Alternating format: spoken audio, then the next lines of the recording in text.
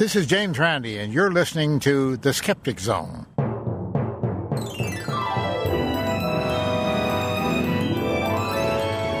Welcome to The Skeptic Zone, the podcast from Australia for science and reason. Here are your hosts, Richard Saunders and Stefan Sojka. Richard, I'm extremely excited this week. You look, last week or the week before you looked cleansed. This week you look excited. I'm excited. You know why? Because this episode is going to feature ear candling, my favourite medical treatment. About time too. Oh, phenomenal. Richard, thank you so much for finally bringing the truth of this wonderful, wonderful scientific method Very scientific. To the show. In fact, later on in the episode, we have Dr. Rachie. She's going to be talking all about ear candling, and then you come up with another one of your brilliant advertorials. Oh, look, I come from a long line of ear candlers. You do? Oh, yes, I do. We go way back, and look, it's a great technique. It's a great movement because people just you stick the candle in there, you light it, and everything becomes perfect. Wow. It's phenomenal. I can't wait to hear about it. What a great show we have with ear candling. This is show number 15, by the way. Number 15. We're rocking away with the old zone. We are. It's an old show now. It's an old show. It's 15 episodes old. For the 30th of January. Oh no, the 30th of January. It's going quick. 12th of the way to Christmas already. Goodness me. Oh boy, that's right. I know, it's terrible. But it's been going great though. What's the feedback been like lately? Oh, excellent. Thank you Thank you for everybody who's writing into us and posting comments on the comment section. And lots of good comments. In fact, thank you. I must say, Richard, you're doing a great job maintaining the website as well. I'm doing the best I can. He works hard. He works hard. Also, in today's episode, we have another in our series of interviews with Barry Williams, who just retired from the Australian Skeptics. He talks about meeting channelers in TV studios. Oh, Bazza. Yes, he's met a few, hasn't he, over the years? Channelers in TV... Maybe you should change the channel. Change the channel. Change the channel. It's funny, channelers and psychics, there should be a podcast way to do the old hand signals of inverted commas, because every time you say channeler and psychic, you can't see it in the podcast, but we're holding our fingers up going, inverted commas, channelers. Because they're not actually channelers, of course. Well, probably not. But after that, we have a special report. Dr. Rachie and I went down to Bondi Beach, Sydney's most famous beach, I guess, on Australia Day, our national day, and we sat on giant inflatable thongs. Is that foot thongs? I hope so. But you'll hear more about that soon. It was good fun. It was for charity, a very good cause. I think some of it went to medical research. Yeah, and did they actually break the record, or we'll find out about that later? We'll find out about that later. Good. I hope they did. Oh, good. I hope they did. So what else we got happening? We've got the regular segment, our new regular segment with Eran Segev called Grain of Salt. He's going to be looking at autism. Oh, yes. Very a interesting. Fascinating topic. Dr. Rachie reports, as I mentioned before, we'll be looking at ear candles. Oh, thank goodness for that. We're eternally grateful. Followed by the roundup with Michael Wolloghan and the think tank, of course, at the end. Oh, what a great show again. The zone is fully in the zone this week. It is. Now, listeners, please get your ear candles ready and we'll get on with the show. No, take your ear candles out because you have to listen to the show. Oh, yeah. When you finish, you can shove them back in again. I didn't think about that. Do you think people use two at once? Probably. Walk around the house like that? Yes, get all wax all over their shoulders. It's a terrible situation. No, one at a time. Follow Dr. Rachie. She'll explain everything about it, all the science behind ear candling. I'm looking later forward to in the that. show. All right, well. Let's get on with it.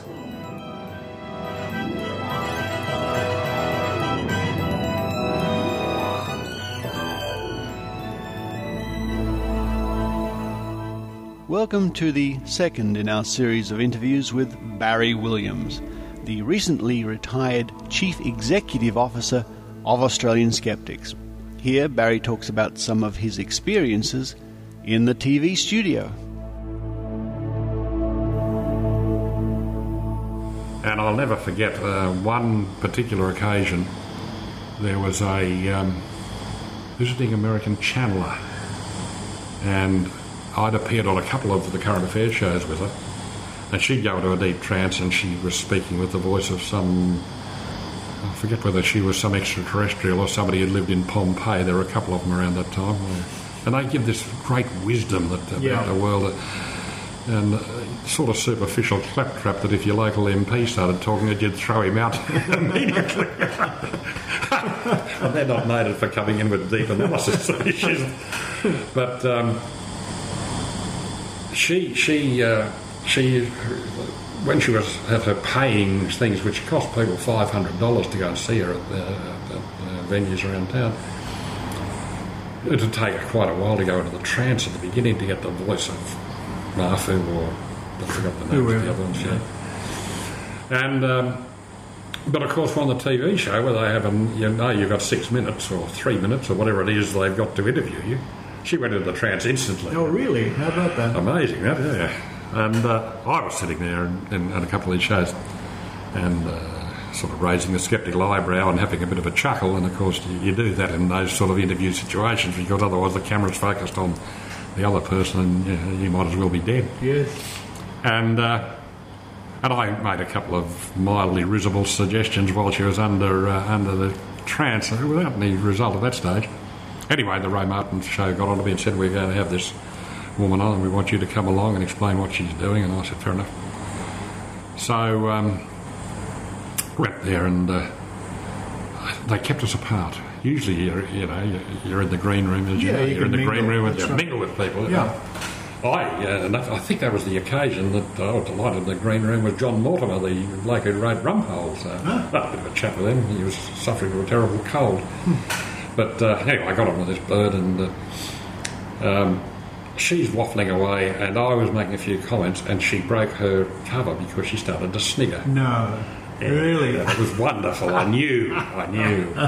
And she made all these statements. I made my statements and said, look, this is a good way of making money, but the chances of getting any wisdom from long-dead individuals or people from other planets are minuscule.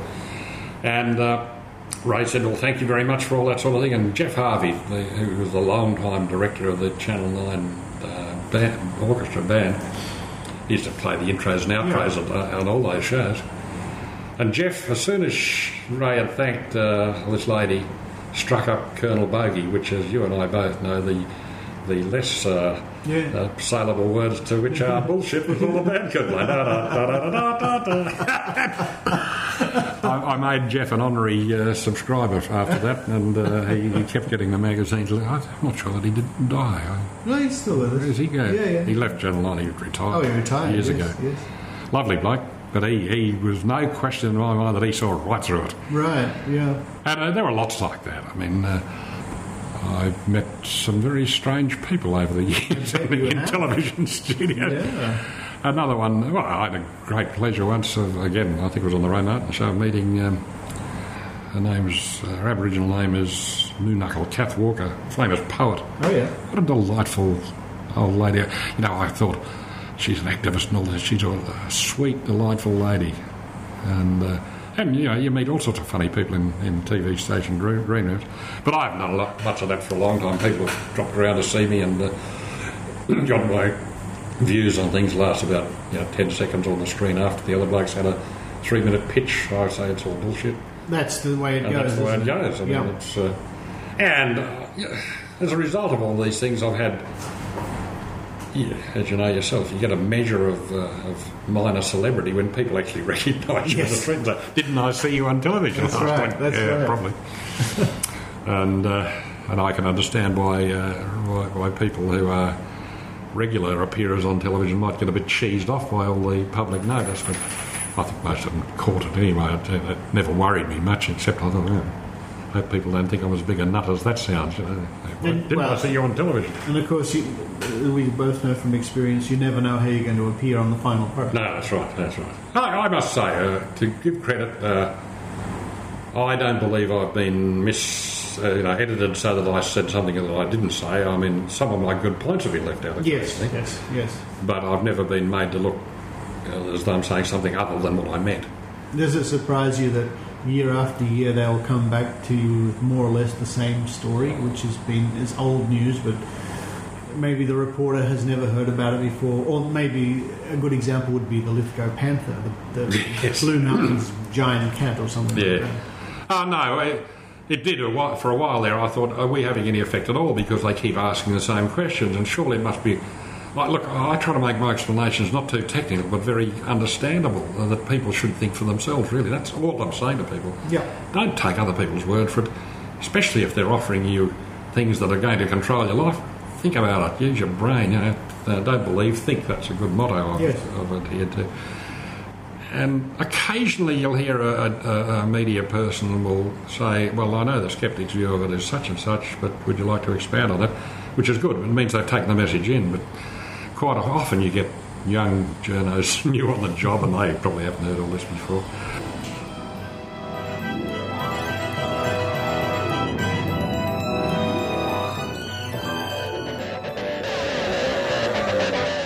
Hi, I'm Alistair Tate, host of the new bi-weekly podcast, The Pseudo-Scientists, the official podcast of the Young Australian Skeptics.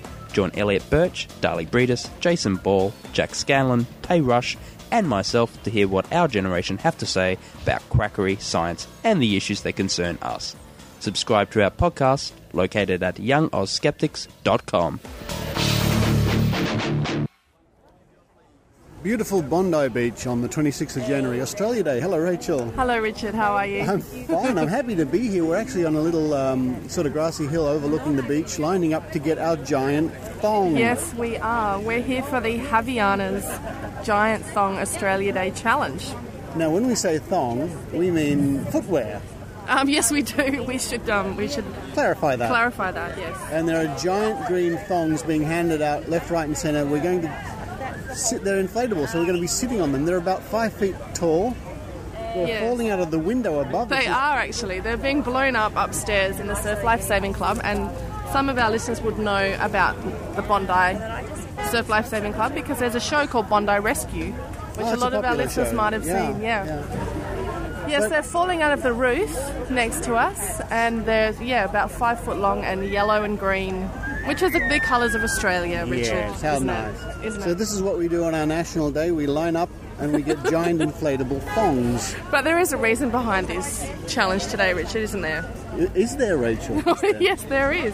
Well, firstly, it's to raise money for charity. That's good. For the Starlight Children's Foundation, which is children's cancer, and also for the Little Nippers, which is surf life saving.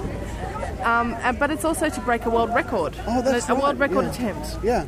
So we might be part of that. We will be part of that. Well, hopefully. The previous world record was set in 2006 at Coogee, and that was 863 people on inflatable thongs. And so the organisers today are hoping to beat that. Well, look around you. There are hundreds of people here in the queue with us lining up in various places. So, they may well beat it today. Yeah, it's very busy. I mean, it's only just past 9 a.m. here, and already there are hundreds of people milling around. So it's looking possibly like they might beat that 863. But Richard, I think it's going to be hilarious. I hope so. I'm not sure I'm going to be able to stay on my thong. I'm going to be laughing so hard. It's pretty funny so far.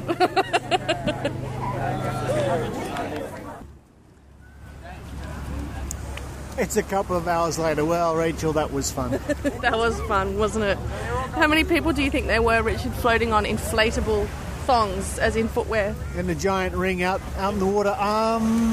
It's hard to say. 6, 7, maybe 800.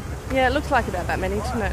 But it was quite funny, folks, because what actually happened was the lifesavers put a series of buoys in the shape of a circle connected by rope, and we all went out, paddled our way out, and then held on for dear life in some instances, because the swell actually got quite big at one point, didn't it, Richard? It did. Now, our listeners, if you go to our Flickr page, the link's on our webpage, skepticzone.tv, you can see some pictures of these crazy thongs. Now, we're sitting on the beach at the moment. The beach is covered with giant inflatable thongs, as far as I can see, in almost both directions. Yeah, and a lot of people are actually trying to deflate their thongs at the moment, and it's actually more difficult than you think. Now, Karen's here, who's a regular at Skeptics in the pub, and hello, yes. That's the sound of her deflating her. You're lying on the thong, it's doubled over, and you're trying to get all the air out. Yes, that's right, Richard, trying to get it out very very slowly, but very, very surely. And back in a couple of hours. And there's the lifeguards coming behind us now in their buggy with their inflatable surfboat. Probably going to want to park it again. Actually, Richard, when we were out, a whistle blew and we had to all hold the hand of the person next to us for, I think, 30 seconds to set the record. And during that time, there were about 4 or 5 surf boats out there from Bondi Rescue and about 3 or 4 news choppers. Yeah. And all the news channels were represented on the shore. So it must be a slow news day, I reckon. Yes, folks, that's what makes news in Australia. People floating on giant inflatable pieces of footwear.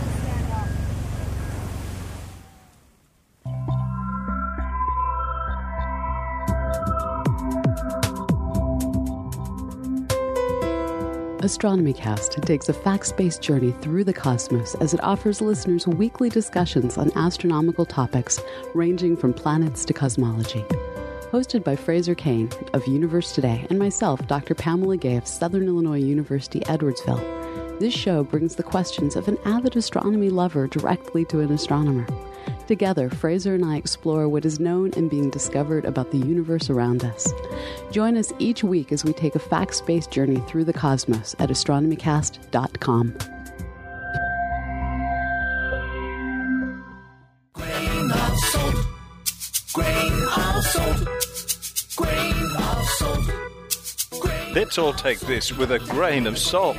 Here's Eran Segev. Grain of salt now. Grain of salt, you gotta take it with a... For various reasons, autism has a somewhat controversial standing in the public perception, which causes it to be co-opted by various groups with varying agendas to support their point of view. I will mention at the top of the list of such groups those who oppose vaccines, but they are not the only ones. Before discussing why autism features so prominently in a number of high-profile debates, it is important to understand what autism actually is. So let's start by defining it. Autism is the name given to a wide range of effects or behaviors that often appear together, such as social ineptitude, repetitive behaviors, problems with verbal communication, lack of eye contact, and more. Autism is defined as a mental disorder in DSM-4, the Diagnostic and Statistical Manual of Mental Disorders, and there are several similar disorders, such as Asperger's syndrome, that are considered to be related and are often described as being on the autistic spectrum.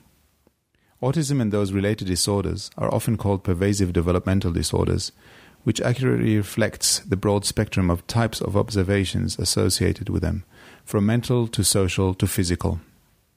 To date, the causes of autism are not fully known.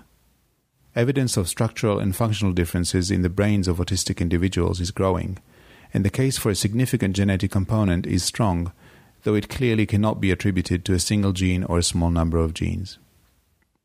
There are several features of autistic spectrum disorders that make them particularly prone to debate relating to their existence and causes. 1. Their diagnosis is purely clinical, meaning there is no completely objective test, such as a chemical or genetic test, that can be used to confirm the disorder. 2. As mentioned earlier, the causes are not clear. 3. Various features of autistic spectrum disorders appear in neurotypicals, which are non-autistic individuals. Professor Tony Atwood, a leading authority on Asperger's syndrome, likens the autistic spectrum to a 100-piece puzzle. Every human has some pieces of the puzzle, and no human has all 100. But at a certain point we say there are enough pieces to see the picture, and we define that as being within the autistic spectrum. 4. Autistic individuals can vary widely in their presentation of symptoms. While some symptoms are very common, it is not unusual for an autistic individual to lack some of the more obvious or well-known symptoms. 5. Despite autistic spectrum disorders being pervasive and persistent, it is rare for them to be diagnosed or even observed in the first few years of life. And finally, 6. There has been a huge rise in the number of children diagnosed as autistic in the past 25 years.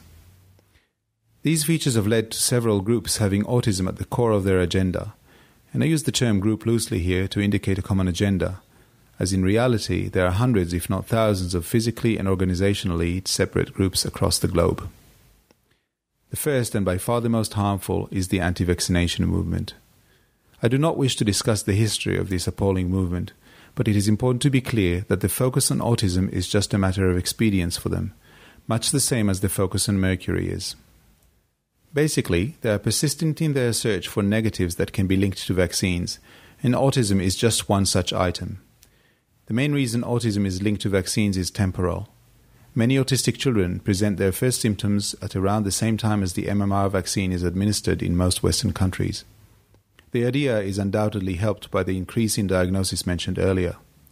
Add to that the uncertainty around the causes of autism, the anguish of parents faced with an incurable disorder that can sometimes be extremely debilitating, and the all-too-human desire to find a causal agent, or increasingly someone to sue, and you've got all the ingredients required for an agenda-driven movement that has no regard for facts to use autism as one of its main reasons to object to vaccines.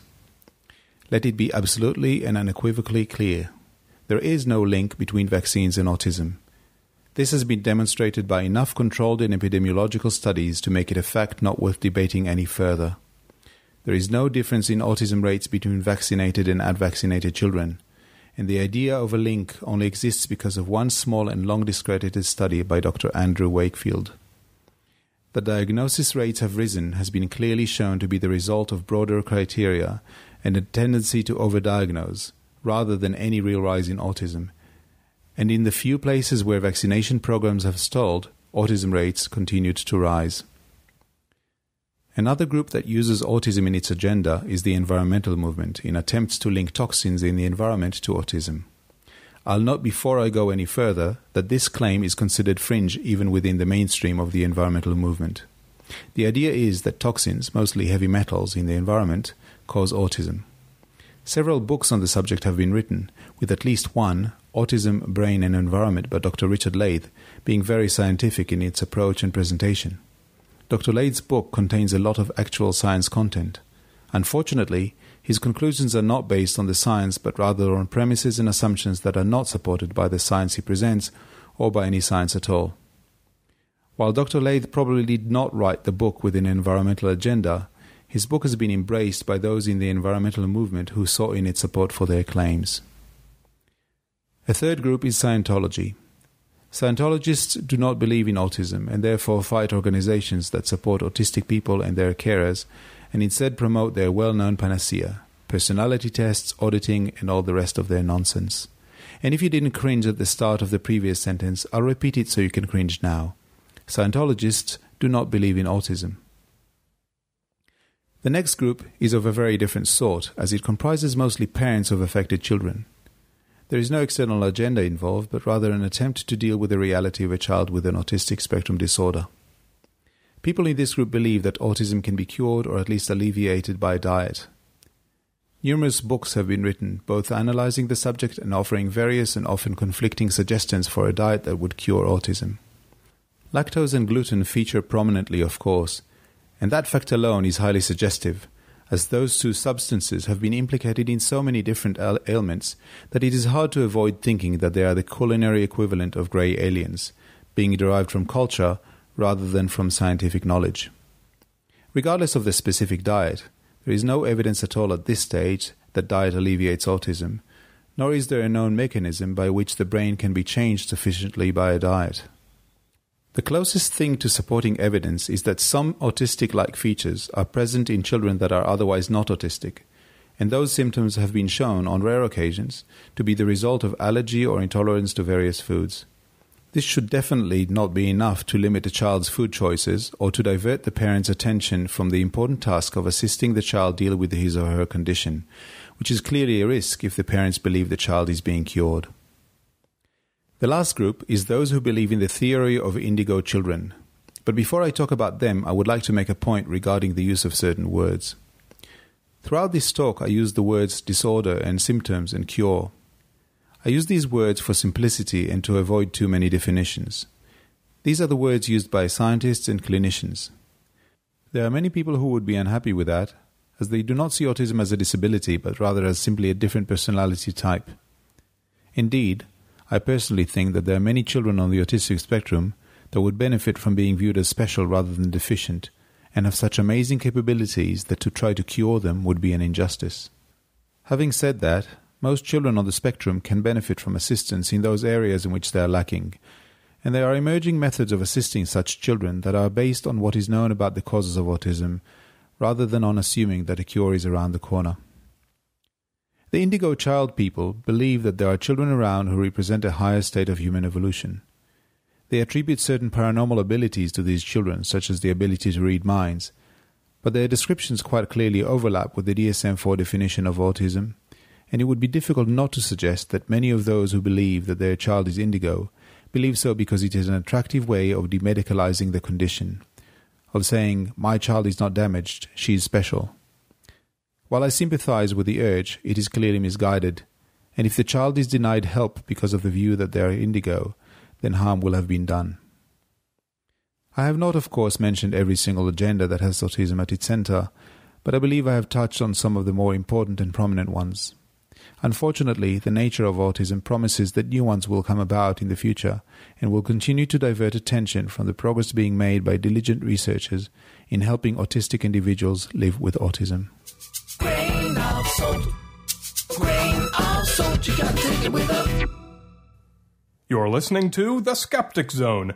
I'm Brian Dunning from Skeptoid.com. Now it's time for Dr. Rachie Reports with Dr. Rachael Dunlop. Hello everyone and welcome to Dr. Rachie Reports.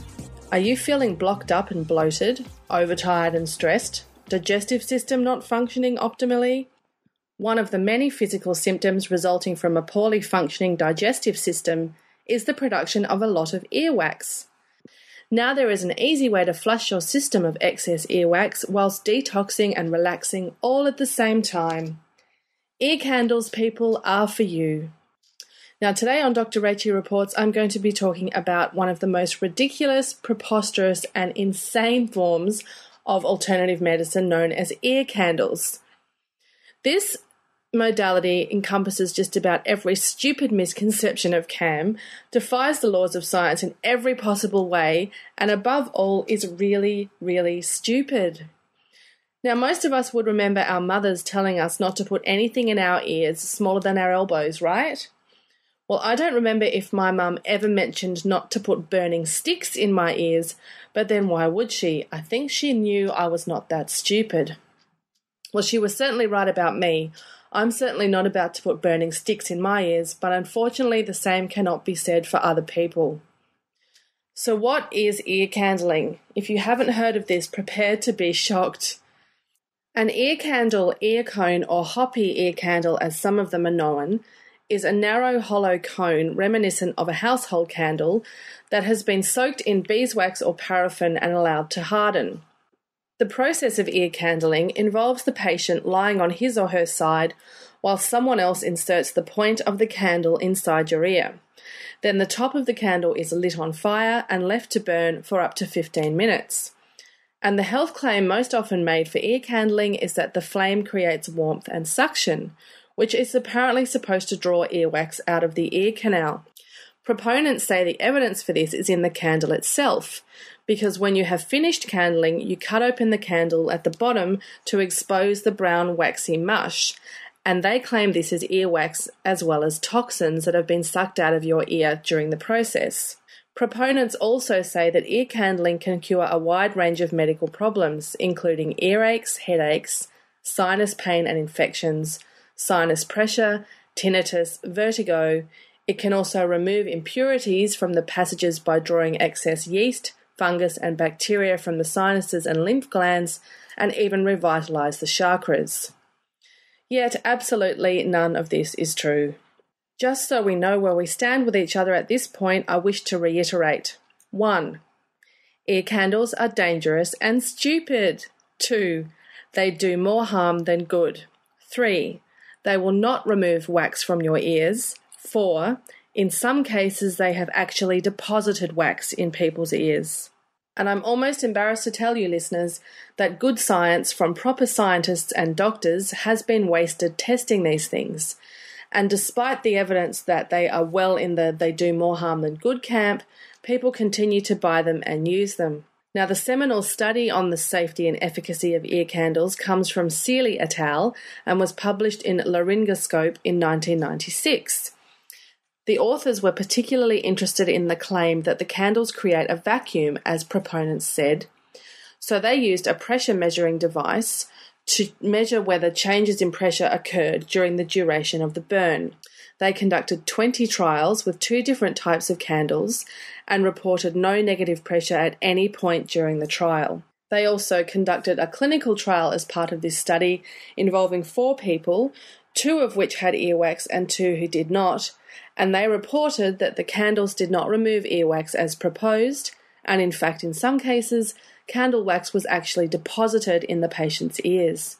The authors of this study also conducted a survey of 122 ear, nose and throat specialists and found 21 cases of serious injury caused by ear candling.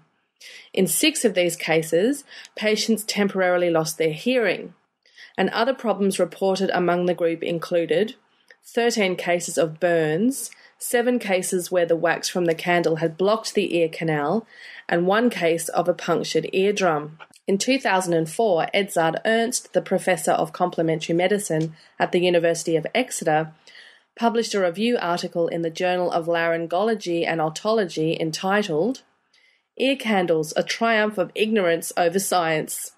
And within this article he said, "Ear candling is one of those CAM modalities that clearly does more harm than good. Its mechanism of action is first implausible and second demonstrably wrong. In my view, therefore, it should be banned." The website Quackwatch also published a frequently cited article where they illustrate the dangers of ear candling with the following stories. A Canadian woman who experienced stuffiness in the nose and ear pains while scuba diving went to a local health food store and was referred to a qualified candler. During the supposed treatment, she felt an intense burning in her ear. At the emergency room, attempts to remove wax that had dripped from the candle into her eardrum failed. Surgery was required and the hole in her eardrum was discovered, which presumably was caused by the procedure. She recovered fully and luckily her hearing was not affected. The practitioner involved apologised, compensated the woman, and stopped performing ear candling. Well, so they should. In addition, instances of significant fires associated with ear candling have been reported in Alaska, one of which led to the user's death. On January 27, 2005, a 59-year-old woman ignited her bedding when she dropped an ear candle that she was attempting to use without any assistance. The candle ignited the bedding and quickly spread to curtains and other combustibles in the room. The woman did escape the fire, however, but suffered an asthma attack and died in a hospital emergency room later. Based on this evidence and studies conducted by their own laboratories, the Canadian authorities banned ear candles from sale and import into Canada. The Health Canada website has this to say about ear candling. The sale of this product for therapeutic purposes in Canada is illegal. As well, both Canada and the United States have issued directives that ban the importing of ear candles. Some promoters try to avoid the regulations by advertising that ear candles are for entertainment purposes only. However, Health Canada maintains that these people are selling the product illegally for medical purposes as there is no other reasonable use for ear candles, which makes it even more preposterous that in Australia they are in fact listed with the TGA, meaning they can be sold in pharmacies alongside science-based medicine. This, in my opinion, is a complete failure on behalf of the TGA with respect to protecting the public from harm. The Australian Register of Therapeutic Goods Devices lists 13 different types of ear candles, including such nonsense as the alternate detox spa series of ear candles, and these from Y Karma Natural Health Products, which are described as to apply a single treatment of ear cleansing directly to the ear. You know, one has to wonder what the role of this clearly constipated government body is doing in protecting the public from harm when they register nonsense like this. You only need to make a cursory glance at PubMed where you will find multiple papers providing evidence that these things are nonsense. I personally have had experiences with staff in pharmacies in Australia regarding these dangerous devices. One who told me she wouldn't recommend them to customers, but they sell really well, so what can you do? And another young guy who looked at me blankly when I suggested that ear candles have no place in a pharmacy. Of course, I don't expect a kid with an after-school job to know that these things are a scam and, worse still, can perforate your eardrums. But I do expect the pharmacist to know and take responsible actions, and I do expect the government to not turn a blind eye. Here's an example of one ear candle company who have hijacked the history of an ancient Indian tribe to add legitimacy to their product. The BioSun company claims that their Hopi ear candles are based on the formula that is traditional to the Hopi Indians of the USA: cotton, beeswax, honey, sage, chamomile, and St. John's wort. The Hopi, who are renowned for their great medicinal knowledge, collaborated with BioSun to pass their formula on to the rest of the world. Well, not according to Vanessa Charles, who is the Public Relations Officer for the Hopi Tribal Council, who has stated more than once there is no such treatment within traditional Hopi healing practices. Vanessa has said that ear candling is, quote, not and has never been a practice conducted by the Hopi tribe or the Hopi people. And even though the Hopi tribe has repeatedly asked BioSun to stop using the Hopi name, BioSun has not complied with their request and continues to claim that ear candles originated within their tribe. But people, if I have still not convinced you that these are a load of nonsense, why not become an ear canologist? Yes, you heard me right. I did say ear canologist. You can become a certified ear canologist with a correspondence course from the Awareness Institute and, quote, perform a wonderful service to yourself and others. This course consists of learning about the history of ear candling, which is a lot of pain and suffering, I think, ear anatomy, candling procedure, cause and effect, and much more. This just goes to show that people will believe just about anything. And I will leave the final word with Ben Goldacre from the Bad Science column and blog. People who are so stupid that they'll buy ear candles, I think that ear candles will be the least of their worries. And if you'd like to buy a No Ear Candling t-shirt, visit our t-shirt page at Zazzle.com. And to find the links and references for this story, head to SkepticZone.tv and follow the links to the Skeptic Zone blog. And until next time, this has been Dr. Rachie Reports.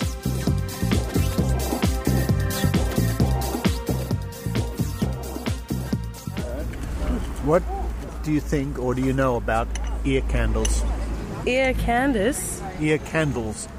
Oh, what do I know about them? Well, think about them. I think they're pretty gross in a way, like in the sense that, I don't know, I need to maybe do one.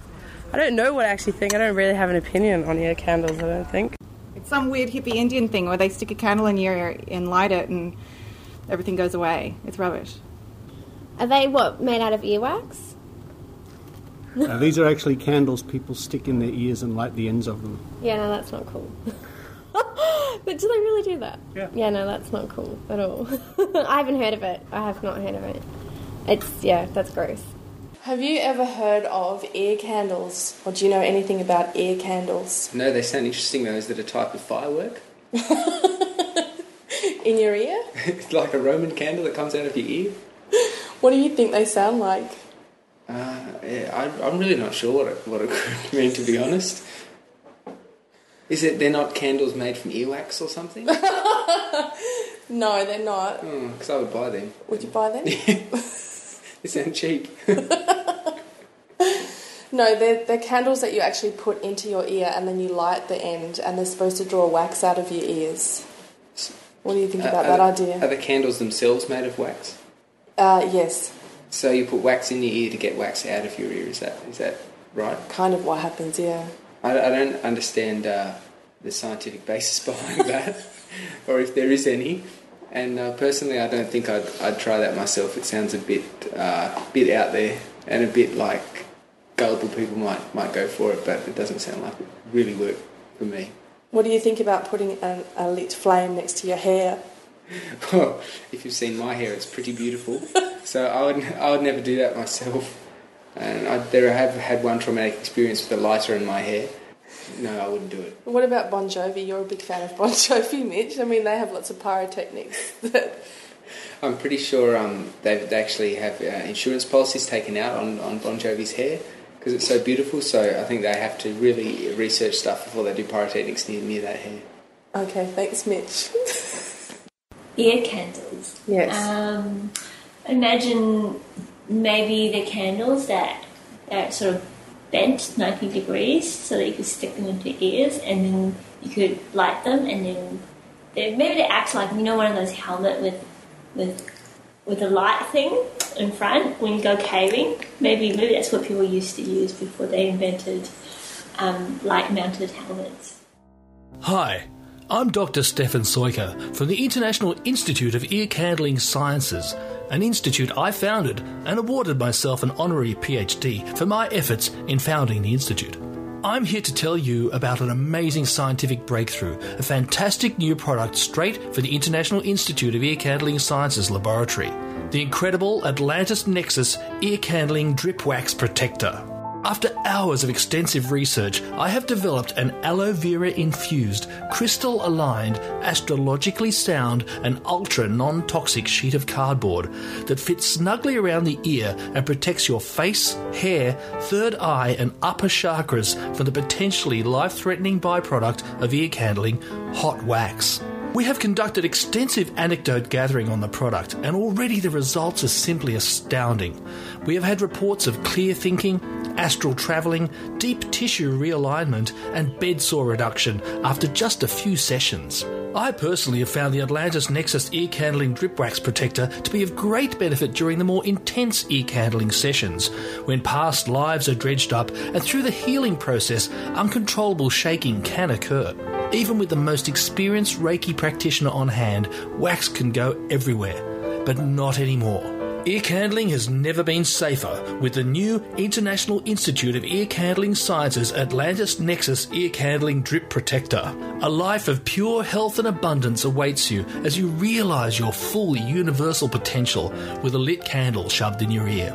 Order now at only $179.95 plus postage on www.internationalinstituteofearcandlingsciences.org/Atlantis Nexus Ear Candling Drip Protector /orderform/question_IP detect /trawl computer for username and passwords /auto add to mailing list /PayPal redirect /confirm order now.html and let your next ear candling session transform your very existence.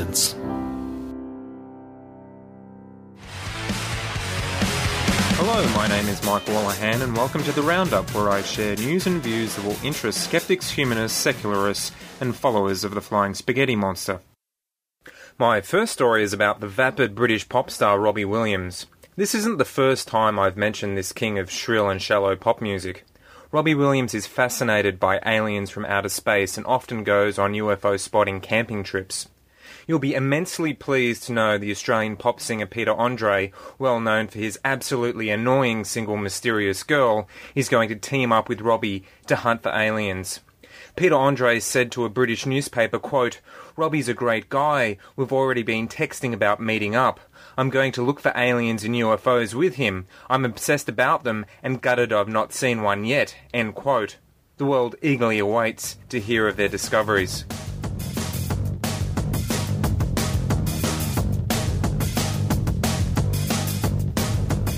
On the subject of outer space aliens, cult sci-fi comedy Red Dwarf is going to return to TV screens for a special 2-part series more than 20 years after it was first aired. The show ran for 8 seasons on the BBC from 1988 until 1999. The new episodes will be screened over the Easter weekend in the UK. The new episodes, written by co-creator Doug Naylor and featuring all the original cast, will see Dave Lister, the last living human, and the hopeless crew of the spaceship Red Dwarf returning to Earth. There will also be a behind-the-scenes special and an unplugged episode with no sets, no effects, and no cue cards. The program attracted about 8 million viewers at its peak and was broadcast in more than 25 countries.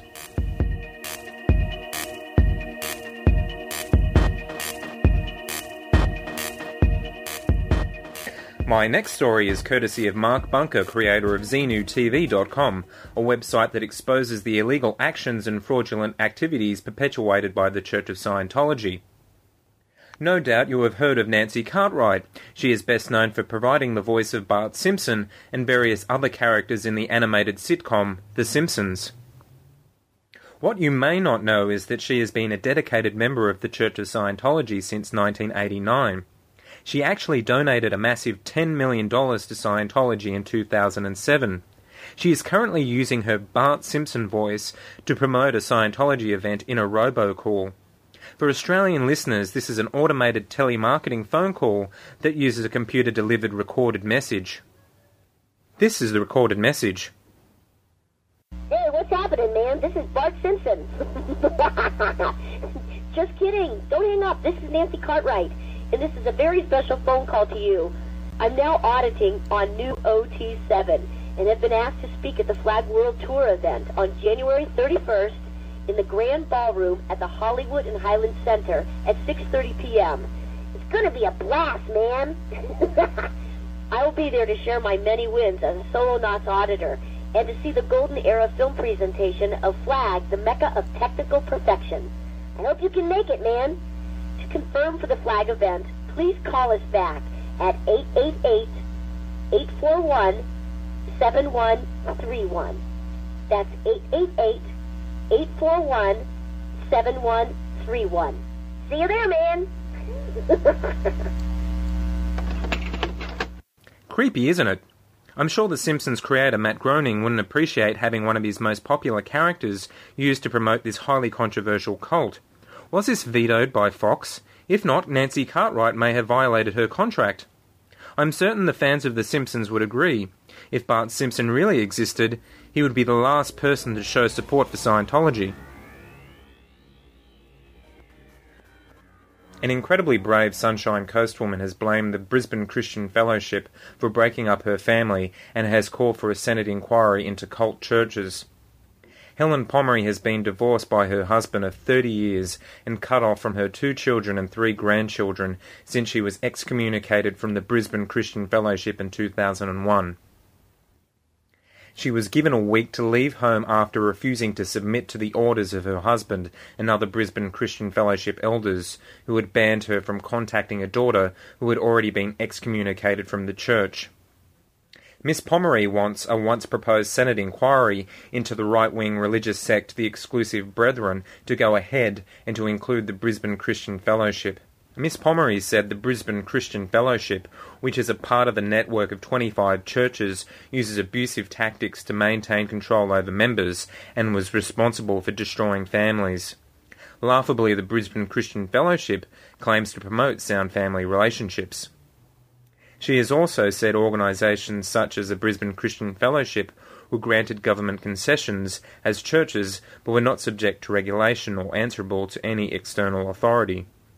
I commend and admire Miss Pomeroy for standing up and exposing the abuses that are perpetuated within these destructive groups. One wonders if our politicians will ever address the abuses of these dubious religious factions.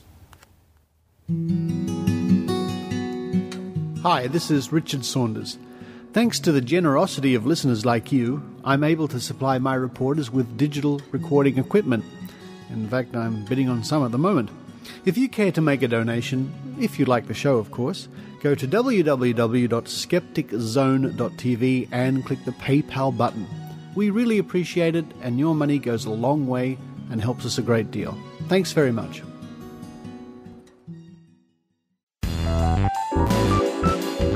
Join us now for Drinking Skeptically in the Think Tank. Well, here we are once again in the Think Tank. Cheers, everybody. Cheers. Clink, clink, clink, clink. And I'd like to welcome Dr. Rachael Dunlop. Hello, Richard. How are you? Hello, Rachael. And Tiffany Day. Hello, Richard. And new Skeptic Zone member, Eran Segev. Hello, Eran. Hello, Richard. Great that you could join us in the old club here, our new club, in fact. The new club, yeah. The new club, which is working out pretty well, I think. Yeah, it's okay. It's okay. Food's pretty good here, Richard, isn't it? Yes, it's really great. So far? Okay. It's so. Oh, I enjoyed my, what was it, corned beef or something? Corned beef and white sauce. Yes. A classic oldies. Yeah, it is kind of old people's It is food, old, isn't it? old people's food. But we are in an RSL, so you have to expect that kind of thing. Well, before we get stuck into the stories on the old think tank today, a couple of things I'd like to mention. There's a new blog being set up called Mind Body Wallet. Oh, wow. How Mind Body fantastic. Wallet. Now, if you would like to contribute, it's all about anti-quackery. And if you've been itching to have your opinions on quackery expressed on the web and you haven't got around to it yet, you can write to antiquackery@gmail.com. And you could be part of the new blog, mindbodywallet.blogspot.com. I think I'll have to get in touch with him because I've got a few issues with alternative medicine. Yes, I think you. Just as we heard earlier in the show, of course. Now, another thing to mention is I've been enjoying immensely, and we've had some ads for this particular podcast. Humbug. This is Humbug 101. Now that's great podcast. It's really interesting. It is. It really Lots is. of really good information about logical fallacies. And this is stuff that we should know automatically, which I don't. I'm embarrassed to say that a lot of logical fallacies, I'm still learning how to identify them and everything. But do listen to the podcast. You can find that at www.skepticsfieldguide.net. It is a really good podcast, and I'm enjoying it immensely. They interviewed a psychic a couple of podcasts ago. They've also released a book, haven't they, Richard, that you can buy at that website? You can indeed. The Humbug book, again, full of how to spot logical fallacies, and something every skeptic should know, I think. Sounds good. It does indeed. It does indeed. And while I'm on a roll, thank you very much, our good old friend Fred Bremer in Vancouver, Canada, who got that little snippet of James Randi at the beginning of the episode. This is James Randi, and you're listening to The Skeptic Zone. That was so good, Fred. Hi, Fred. Thanks so much for that. Fred was actually at a talk that James Randi did in Vancouver. And after that, everyone sort of traipsed down to Skeptics in the pub, and to their surprise, I believe, this is the impression I got from Facebook and Flickr, Randy just turned up to have a drink with them. I think that's what happened. That's right. So Fred was kind enough to think of us and got a little soundbite of Randy, which you heard at the very beginning of the show today. So wouldn't it be nice if Randy just showed up here? Oh, wouldn't it? Peter Shamar as well, he's a clever man, you know. Yeah. He's a magician. Maybe he can apparate. Maybe he can. You never Maybe he can. Yeah, you haven't met James Randi yet, have you? I have not. No. I hope to be at next time and meet him finally. I've been liaising with him by mail, but... Oh, right. He's a marvellous man. I mean, really. I mean, he's friendly and he's funny, and he can't resist doing magic tricks. Mm-hmm. At the drop of a magic hat, he'll pull a rabbit out of it. It's now, what do you have there, Rachel? Oh, some very important news. Very important news. Now, our Australian listeners would understand the significance of this, and as a lot of you would have heard earlier in the podcast, it was Australia Day on Monday here. And as a part of Australia Day, we have awards given out by our government that recognises people that have contributed to society in some way or another. And often a lot of sportsmen are recognised, or, celebrities. But my dad got an award this year. Ooh. Yeah, it was fantastic. My dad got an Order of Australia medal for services he's given to Vietnam veterans, for doing a lot of work in fighting for their entitlements since they got back from Vietnam, and also for work he's done helping disenfranchised and delinquent youth. Wow. Through a program called Operation Flinders, where he would take kids in trouble or kids on the street up to the bush for a week and teach them about teamwork and instill them with self-esteem and give them a lesson in, how to bond with people again. And that program has been incredibly successful. That's just amazing news. I know your dad. He's a wonderful guy. And to our UK listeners, that's something equivalent to an MBE or an OBE. So that's quite a high honour. It is. It's a high honour. He really deserves it. He's done some great stuff. So, yeah. Now, Tiffany, something's caught your attention. Something did catch my attention today in the news. Sir David Attenborough, you may know him as famous British broadcaster and naturalist, has been getting a lot of hate mail from creationists lately. Why anybody on this planet could ever send David Attenborough hate mail is beyond me. Well, apparently they would love for him to burn in hell. And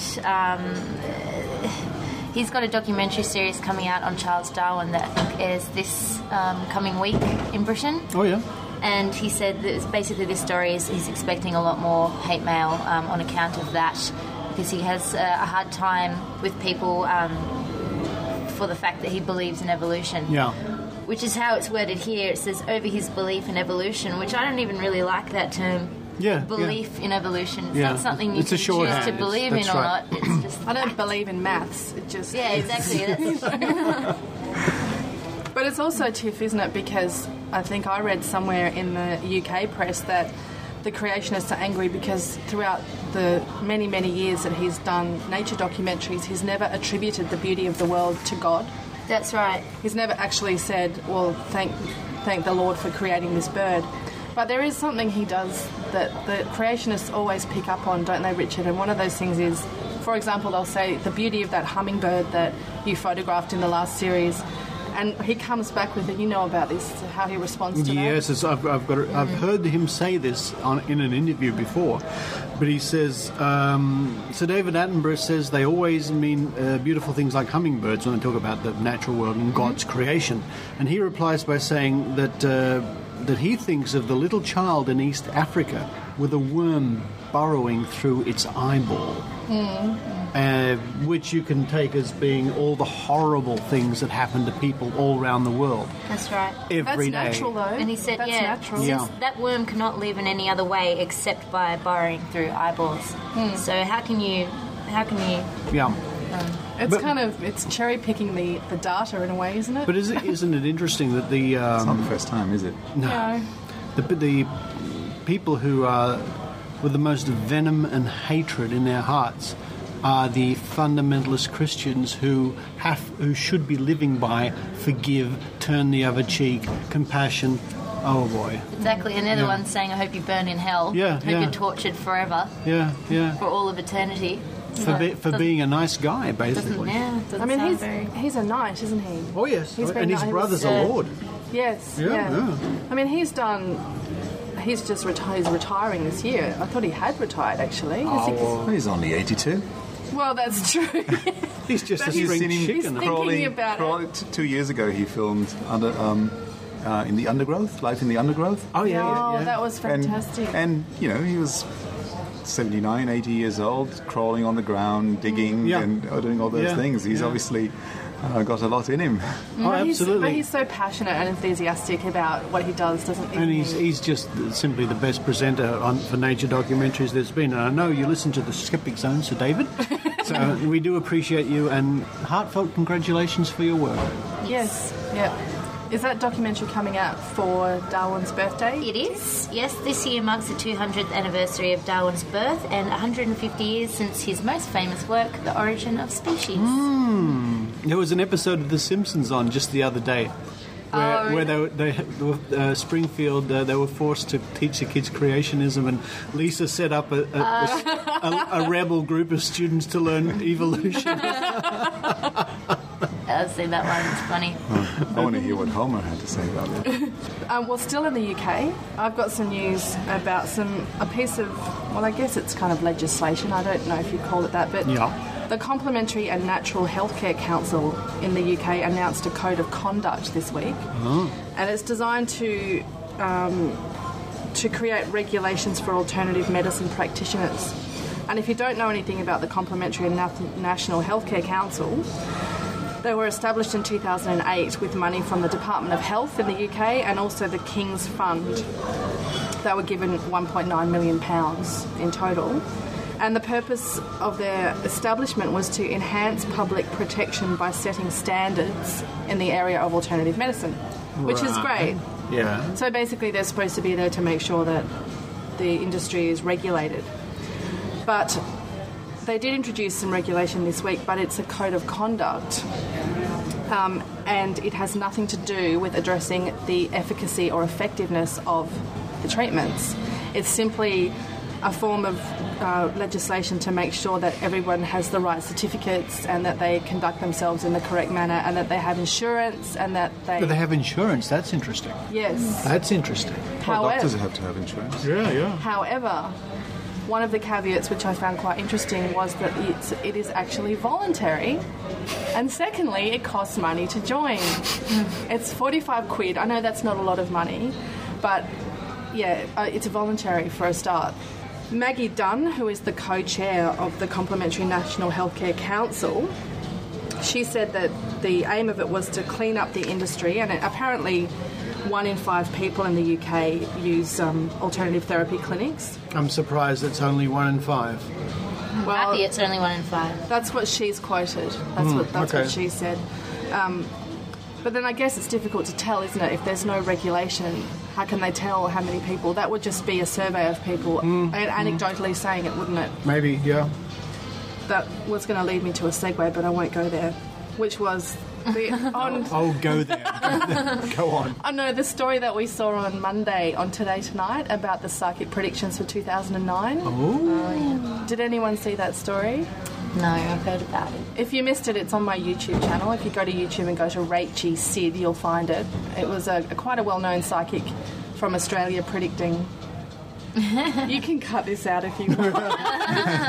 Well, she predicted lots of interesting things, yes. Yes, but remember the presenter on that story said that it's estimated that there's something like $6 million spent on psychics every year, but we're not sure if that's an underestimation. Well, surely the psychic could tell him exactly to the cent. Well, that's a really good. You and I have been to the Mind Body Spirit Read Mind Body Wallet Festival a few times. There is booth after booth of people doing all sorts of witchcraft. Yes, witchcraft.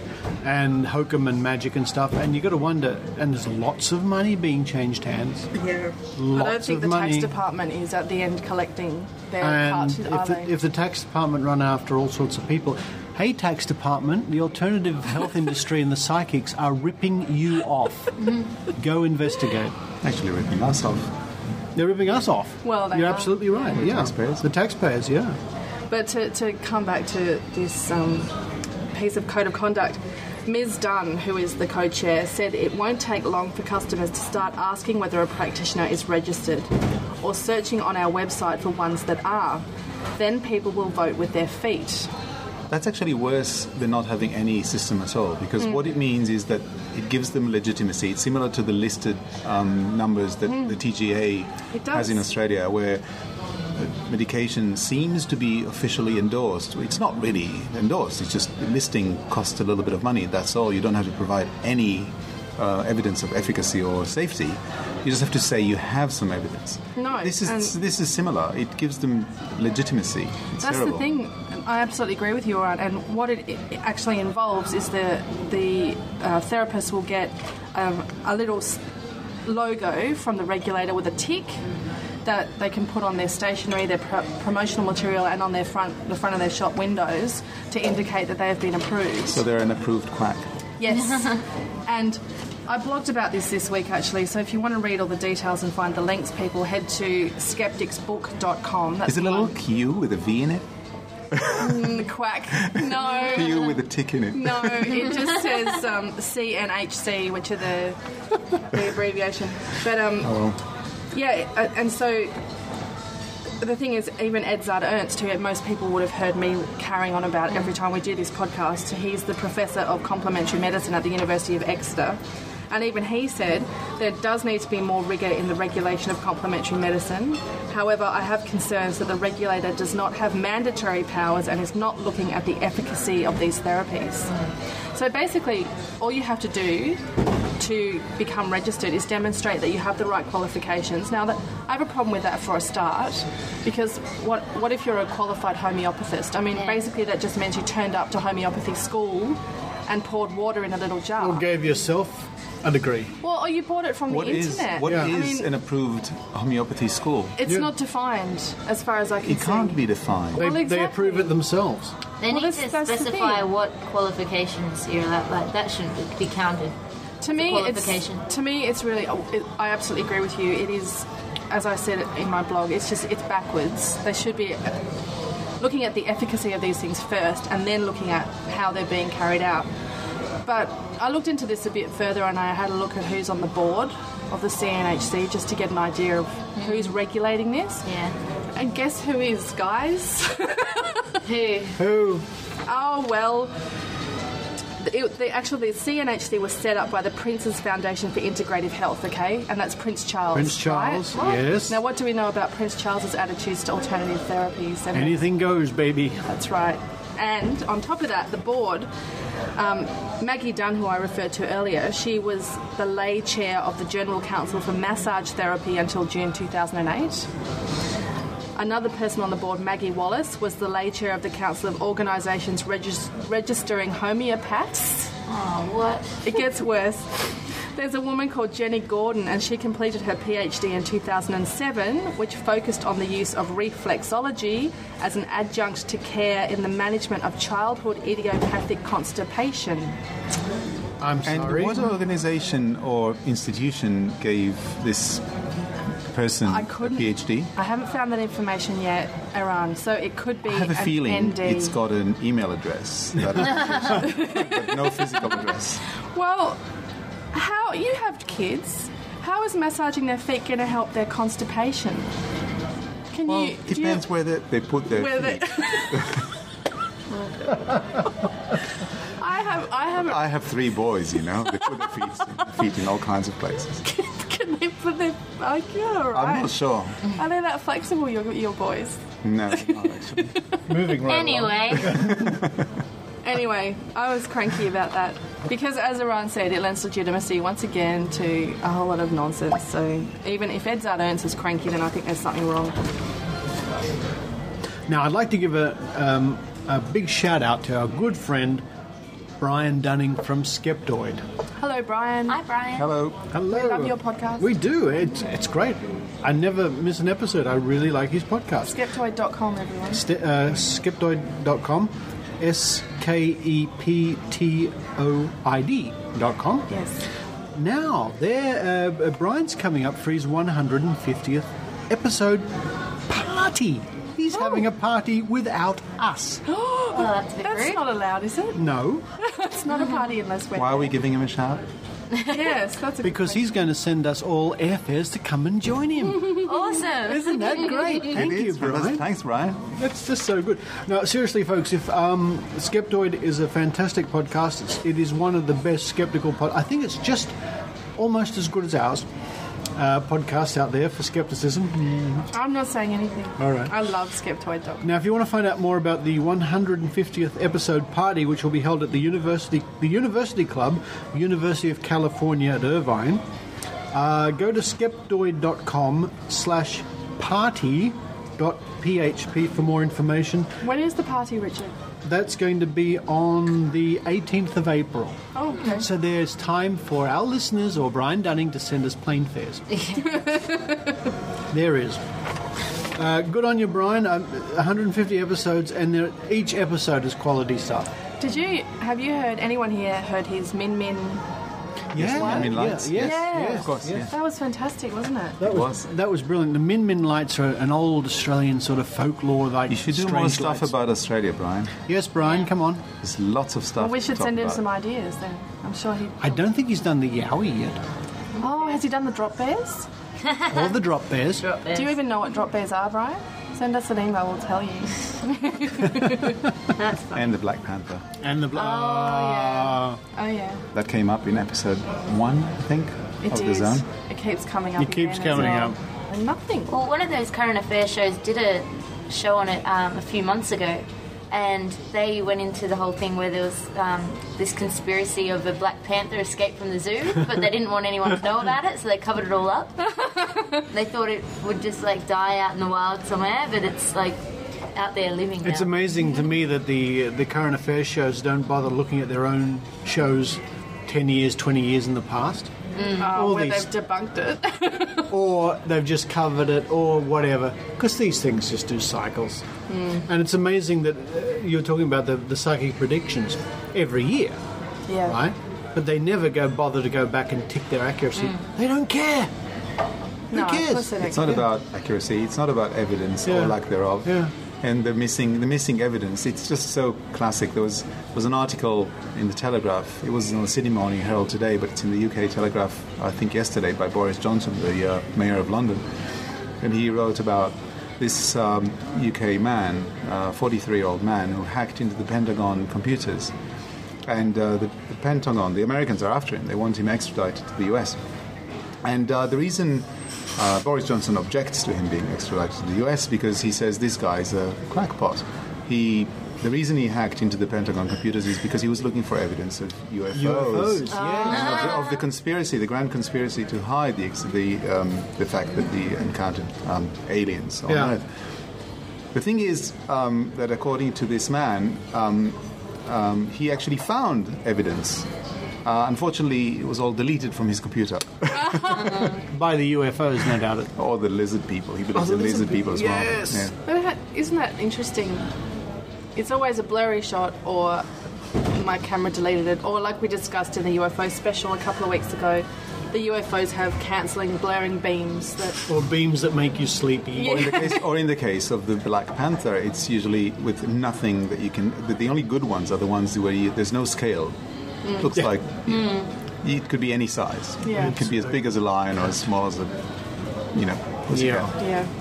Well, I'm going to keep a lookout my back door tonight for the Black Panther. I suggest our listeners do too. And UFOs. And UFOs? Yes. Or a Black Panther in a UFO. Yes. Or a Black Panther flying a UFO. Who takes homeopathy. Yes. And sticks candles in their ears. That's right. Don't forget the ear candles. Don't forget the ear candles. Ear candles are so stupid. It's just like... I like but the comedic value of ear candles. I mean, you can't imagine homeopathy. But you can imagine somebody with ear when candles you have to research a 10-minute episode of Dr. Rachie about that, you get so angry that you stamp around your lounge room, hitting the floor until your neighbours, tap the ceiling. Are you all right up there? Well, you know what you need. What, homeopathy or an ear candle? Stick it up your ear. Thank you. And I'd like to end this episode of the Think Tank by thanking Dr. Rachael Dunlop. Thank you, Richard. Tiffany Day. Thank you. And Eran Segev. Thank you. And I'd like to end with something which I hope hasn't been invented or quoted before. I'm going to call this Saunders Law. If I'm wrong, please let me know. Saunders Law. The more bizarre the premise, the more entrenched the belief. Cheers, everybody. Cheers. On that profound note. You know what? Ask me what the original, what Reiki is in the original language. Oh yes, Richard. This isn't recorded. Richard, you speak Reiki, don't you? I do. But actually, Reiki is a very old technique that dates back to thousands of years, and the language at the time was not English. That's right. It wasn't pronounced Reiki as we know today. How was it pronounced? In the original language? Yeah.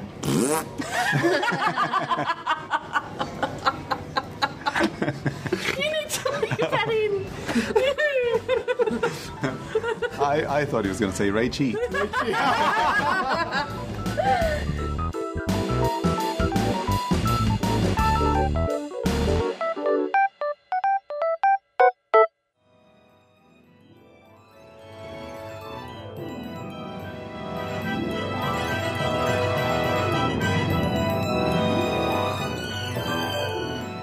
Stefan, you've removed your ear candles already? Pardon? No, do it now. Do it now. Sorry, I can't hear you. My ear's full of wax. Hang on. It's a bit slight side effects of ear candling. Hang on. Whoa! I'm good now. Oh, good. I'm glad. You feel cleansed and enlightened and all the rest of it? My kundalini, my chakras, everything. My astral self is aligned just like a candle with a little flame on top, which is my soul. It's a beautiful thing. I think we've got to go to the other side and do another podcast. I think we do. Another great show there, Richard. And the midweek, the mid-fortnightly show's going well too. The little micro show you put together. Nice little tidbit. Every second week. And in fact, I'm glad you mentioned that because our guest next week is none other than Dr. Ben Goldacre from the Bad Science blog. Oh, yeah. An extended interview with him where he just goes off and raves about all sorts of things. Awesome. In fact, it's a nice, clear, crisp interview, and I'm sure everybody will enjoy it. Richard, it's been another fabulous experience being here in the zone, and I look forward to coming back next time. Me too, but in the meantime, the question is, of course, what are we going to do with all these ear candles? I don't know. I've got a few letters that need sealing. Maybe we can do something there. Okay.